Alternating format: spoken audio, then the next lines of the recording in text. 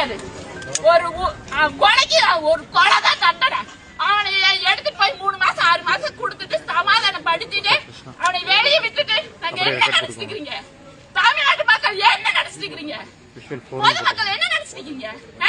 பெண்கள் எல்லாரும் இறைச்சவாயிங்க கிடையாது. நாங்கள் எல்லாம் ஒண்ணு கொந்தளிச்சு போய் கிடக்குறோம்.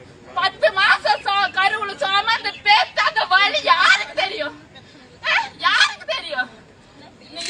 எங்க குழந்தைங்களுக்கு ஒண்ணு நடந்துச்சுன்னா விடவே மாட்டான். அதுக்குதான் உங்களை திறமையான ஆளுன்னு சொல்லிட்டு ஆக்சன் ஹீரோன்னு நினைச்சிட்டு உங்களை கொண்டு வந்திருக்கிறோம். நாங்க நீங்க படத்துல காமிக்கிற மாதிரி எல்லாம் இங்க காமிக்கணும்.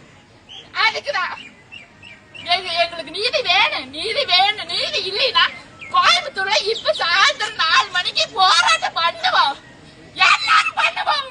செத்து போனவங்க எல்லாம் படம் எடுக்க வந்திருக்கீங்க.